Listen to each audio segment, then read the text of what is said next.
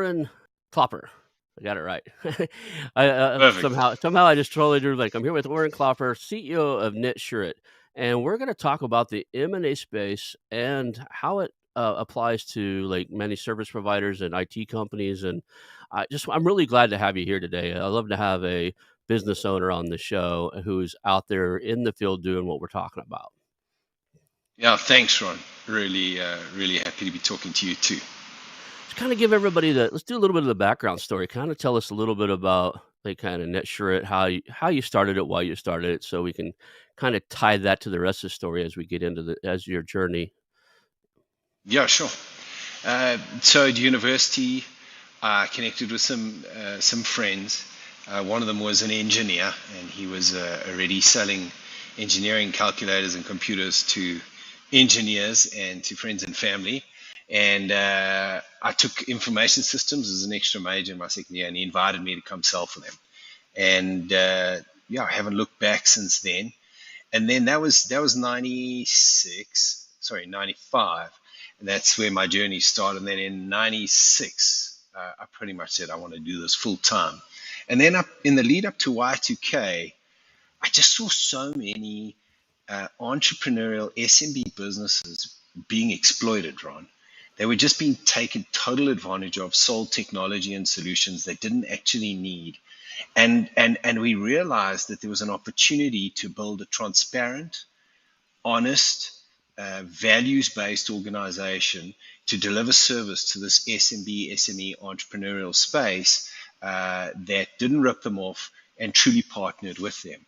And that's how the business started. The name Netsurit came from, we actually created an insurance product, was the way we positioned it. And we were selling managed services back in 2000. It's interesting. I kind of started the journey back then. I didn't stick with it, but back about the same time frame, I got out of the military in '97, and I was looking for like small IT companies that didn't have a big enough infrastructure to support having their own network operating center, like the net, um, like overseeing alerts and outage and stuff like that. So I did this remote one.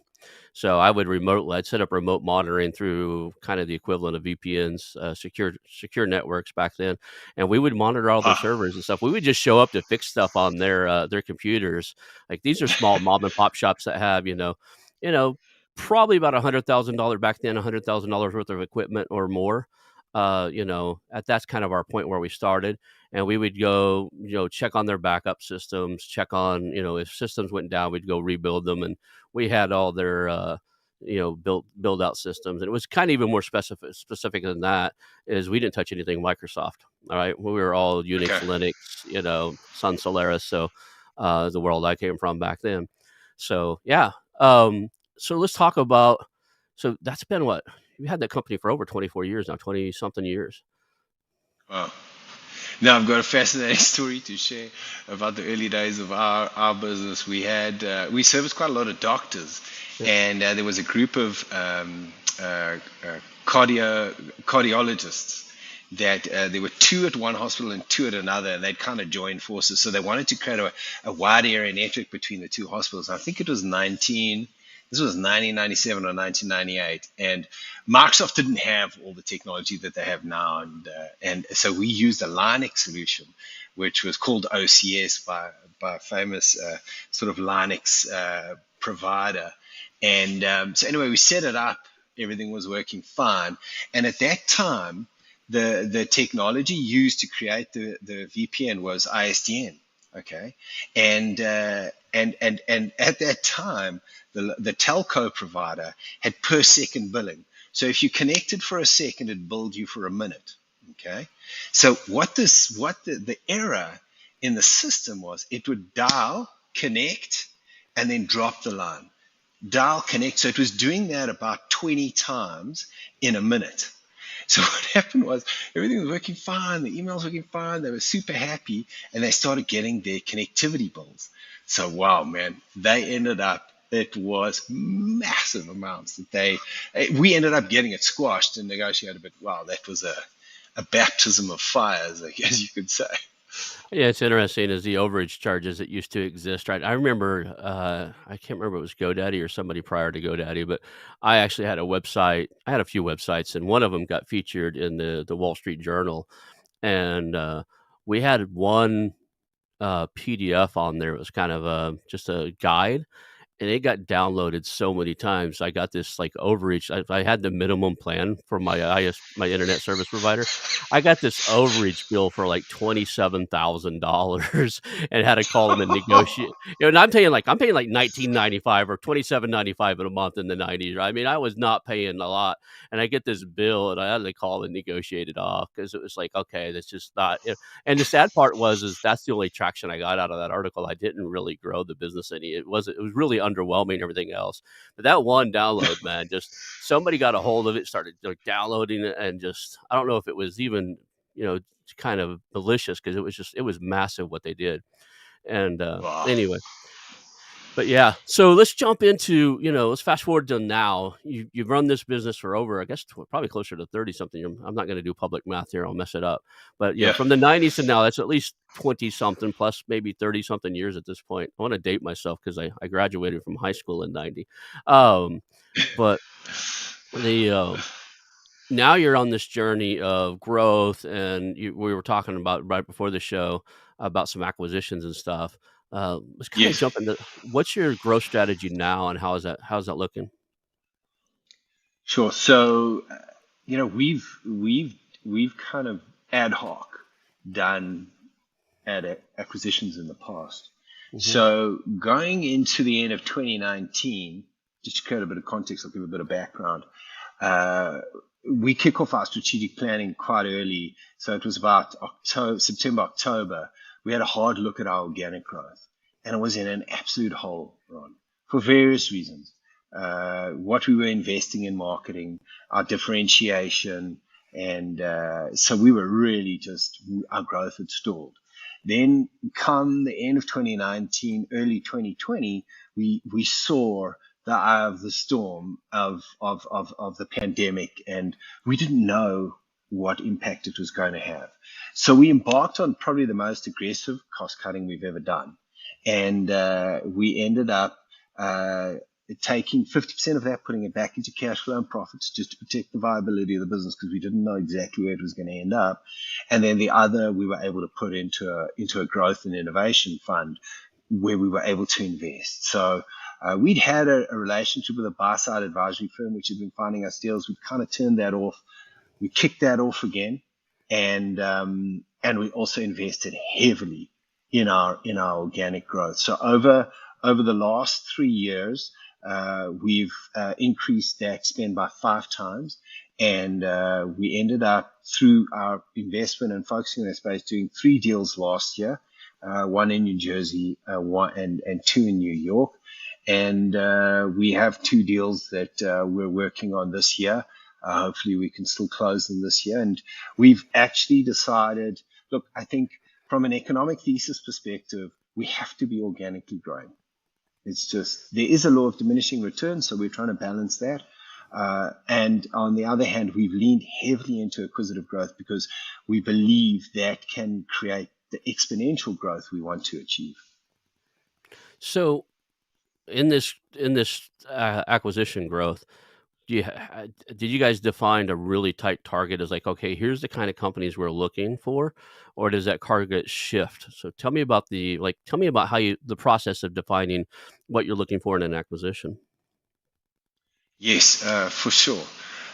We ended up saying we want to focus on MSPs that have anywhere between, let's call it, $3 to $8 million of revenue. We want MSPs that are growing. We want predominantly a Microsoft technology stack in that base because that's where our skills sit. So we have 14 gold competencies and I think 5 advanced specializations, although Microsoft's changing all of the competencies, which they do from time to time. And so that was critical. We wanted leaders, Ron, that wanted to stay in the business. And that for us was critically important. It's okay, maybe if there are three key leaders and one wants to leave or two, but we want at least some of the key leaders to remain. And we also wanted to find where there was a congruence or a fit from a culture perspective. Those were some of the key. We want annuity, 60% or more annuity, because that's obviously a big part of our business and that's how we think and operate. Those were the key. And I mean, initially our mandate was East Coast. We were looking sort of, East Coast US, but we've definitely moved across. We're in discussions with an opportunity on the West Coast right now, and that was essentially the dynamic that we were looking for. And then we ended up doing one acquisition last year where it was not a standard MSP, and they had a particularly deep skill set in Microsoft Power Platform, which is a set of technologies that enables you to automate business processes without writing much code or any code at all. So that's kind of been our focus area. Awesome. It sounds interesting. So I was about to ask you that. Sound like you already did. I think did you actually look at geographic interest? Like, if I were in your shoes as a managed service provider, I'd say where are the biggest tech hubs, because the smaller techs are trying to grow.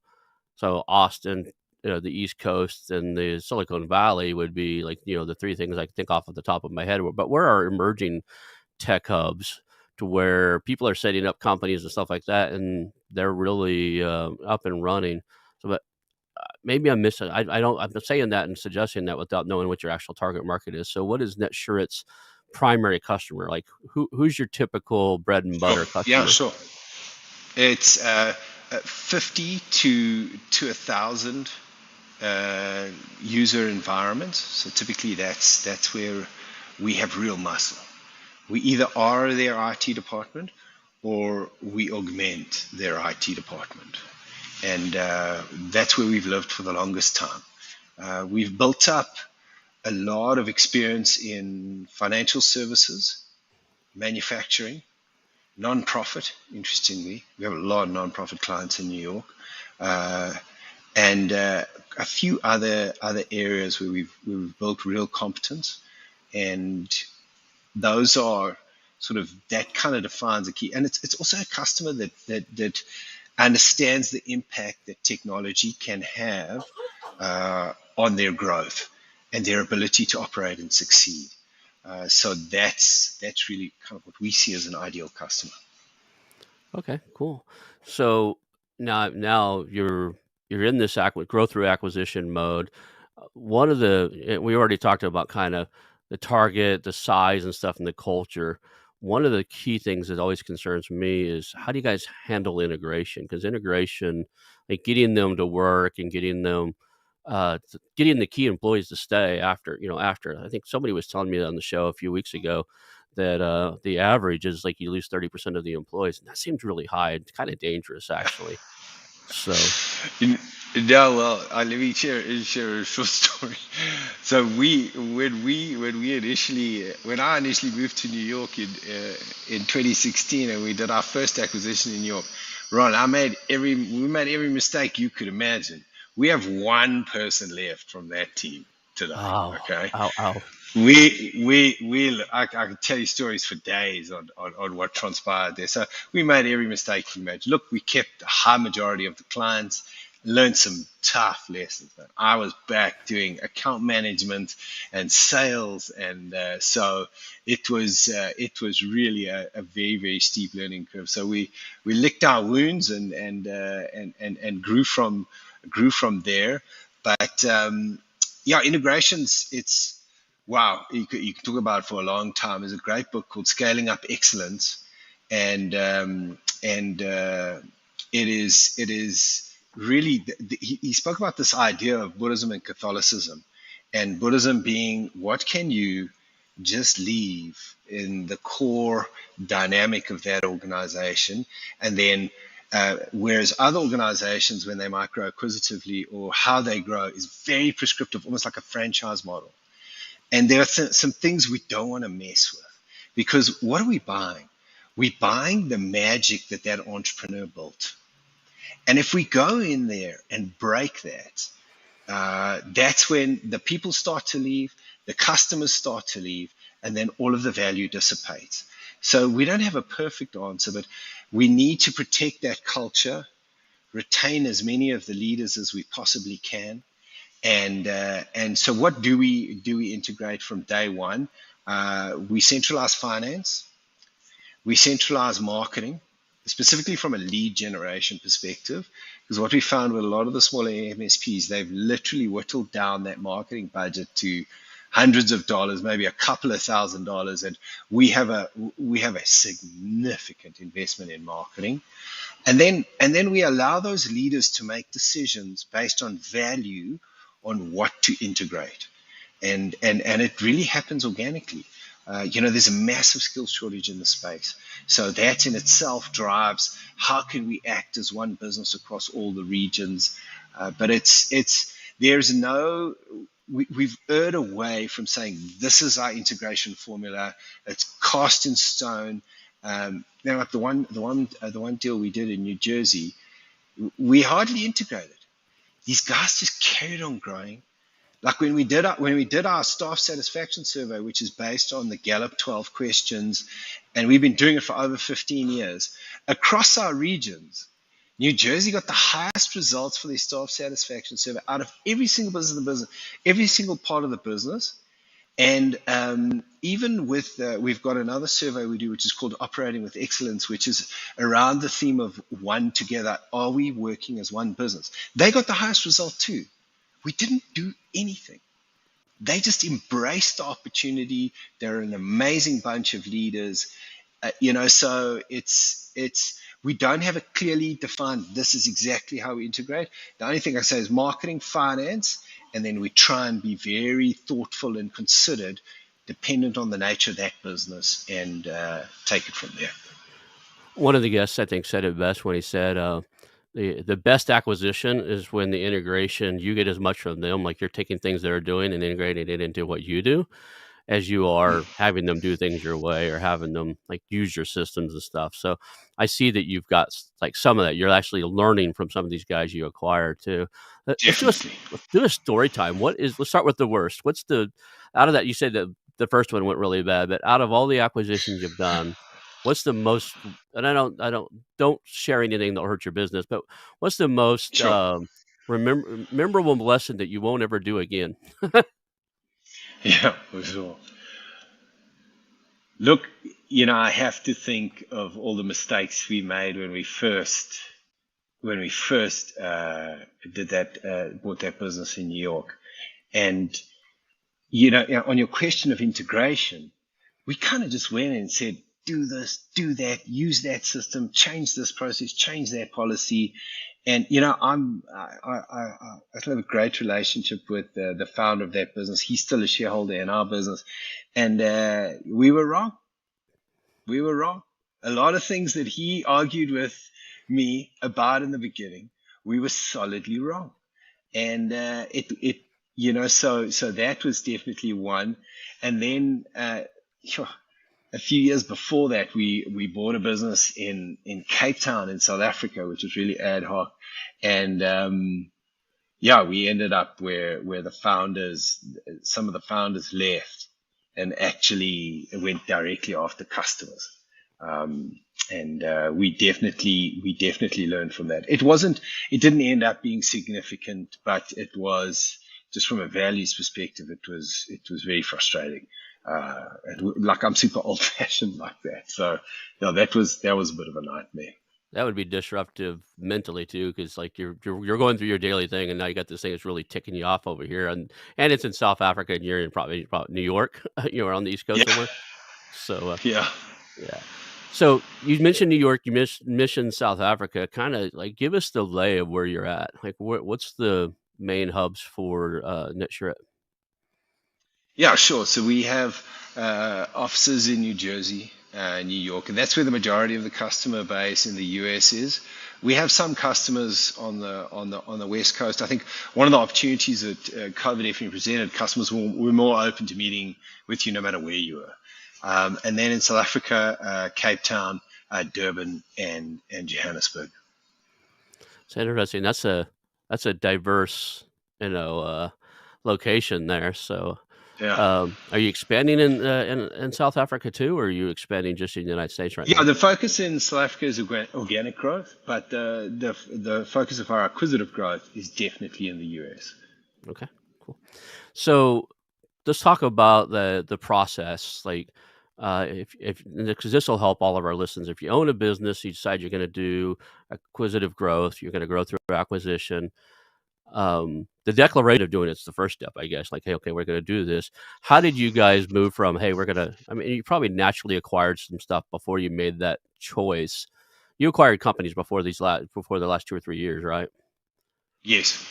So you've done it before, but when you made this, okay, this is one of the fastest ways we can grow, and we are going to take a serious look at this.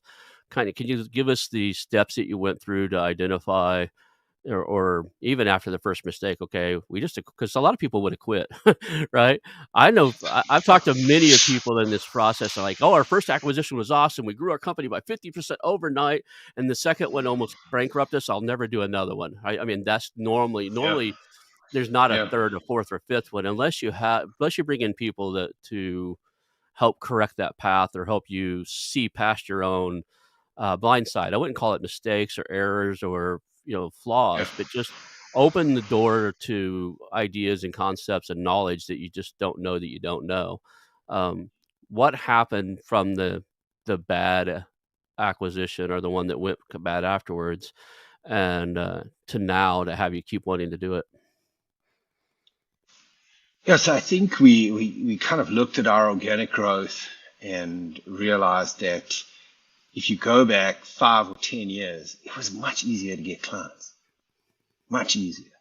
So, I listened to the podcast you had with Tim, and Tim spoke to it as well. So it's really tough for MSPs to get to that 10%. And there are exceptions. There's some that are growing very fast. I saw some data out of Enable where it kind of painted a bit of a different picture. But what we're experiencing, and we look at so many businesses, they're struggling from an organic growth perspective. And yeah, so I suppose we what had happened was we had some critical mass. We were able to set aside some funds to make it possible. So we invested, and that so that definitely hit our EBITDA and it hit our profits. But we saw the possibility and the opportunity. So I think if any other MSP is considering this, you need someone that is going to, in your existing team, focus on it. So probably sourcing those opportunities and leveraging maybe existing relationships you have with other MSPs, whether it be through peer groups or through your Microsoft partners, whatever it might be. That's one consideration. I'm not necessarily giving it in order. Then the other consideration uh, is skilling yourself up to understand the full process. And I think there are so many resources available online. There are so many books you can read to really grow your knowledge and understanding about that. And then the other one is access to capital. The one challenge we have in our space is, and definitely something that needs to be thought about, is with the entrance of approximately 60 private equity firms into the MSP space, that is one of the most significant economic forces globally, never just mind the MSP space, but it is the most significant economic force to enter the MSP industry. Now, if you are going to embark on the strategy, there is this PE-backed community that we're competing against. And understanding the PE world and how they think about deals, how they structure deals, how they pay for those companies, and then differentiating your approach to the market is critically important. Because if you go in there thinking, you're gonna pay 4 times for a business, you're gonna pay 25% up front and the rest over 5 years, when a PE is maybe paying 6 times and they're paying 90% up front, you need to understand those dynamics of competing and what you're competing against. And I I love this discussion, and I mean, I would happily, if anybody ever wanted to reach out, share some of our battle scars and dead bodies on the battlefield, as far as the things we've learned. I mean, good legal counsel is critically important, and that's not just your lawyer friend who's helped you over the last 5 years or last 10 years. This is someone who actually understands deals. I mean, I look at that first deal we did, Ron. Unfortunately, one of my best friends who'd moved to the US, um, she worked initially at Sullivan and Cromwell, and then she worked at Stradling on the West Coast. But I mean, we ended up spending the legal fees we spent on that first acquisition were more than our entire legal fees in the whole business in the last 5 years combined. But I could tell you now, it was part of the reason that deal closed. Right. So that's critical, to have legal. Yeah, so this is kind of high level some of the things I would I would I would say. All right. So we talked about the kind of the lesson learned inside. What's your biggest win? Like, I mean, surely something stands out as like, I really love that we did this. What's the biggest win you've had inside of buying companies or doing acquisition growth? That's a great question. Sure, you know, high level across these acquisitions. When I look at the single greatest constraint when a business is growing fast, it's access to great leaders and great talent. And I look now what's happened over the last 2 years with the quality of leadership and talent that has joined the business. It is just I'm inspired. I'm learning and growing. When I'm showing up for our exco meeting, I want to raise my game because these guys have raised the game across the board. So that's got to be in my mind the biggest win. And you know the thing that a lot of them have come in with, the majority of them, pretty much all of them, is with a growth mindset. Is almost, and you wouldn't think so if you've run a business for 10, 20 years. It's part of you and how you did things. And these, many of them just said, put ego aside. We're now part of a bigger, purpose-driven organization. And where can I add value? Because the truth is, every leader that takes that approach, when the business is acquired, they'll end up with more opportunity than they can say yes to. So what that raises the question is, how are you sourcing the deals? And here, I'm going to preface the question.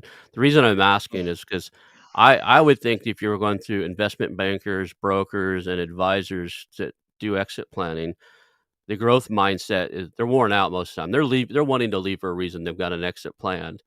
But so how are you sourcing the deals? And if you're sourcing it through those sources, how are you converting them from wanting to exit and have their big ticket and their yacht money to having a growth mindset? So I have a sneaking suspicion your acquisition targets don't necessarily come from that pool. So Yeah. So we've probably, if I were to say, over the last, let's say the last 5 years, looked at probably 50 companies, and we've done, uh, if you include 20, we've done 4 deals. And so so how are we sourcing it? We have a buy side advisory firm that looks for opportunities for us. We have a retainer with them, and they've been amazing. They really, really have. Great guys. And so of the 3 deals we did last year, 2 we did through them. The other deal came from a referral from one of our marketing partners. We've looked at multiple deals through other sources, and there are 3 pillars here of consideration. And I just want to kind of frame that for the next thing that I'm about to say is, firstly, you will find with these entrepreneurs, their people are their family, and they want to make sure their people are going to be looked after. Number 2, their clients are the next concentric circle of their family. They feel deeply connected and loyal to them. And then finally, they want to ensure that they see a good value for what they've spent building. Now, when you balance those three, uh, in my mind, I find it very difficult to understand how you can balance those three and leave immediately. I just don't understand that, because there's a transition period. Even if you look at the Gallup research, and where Marcus Buckingham's book, First Break All the Rules, and the continued employee engagement research they did, where now they've researched over 2 million staff, over 100,000 companies, and it comes down to people work at companies because of the relationship with the manager.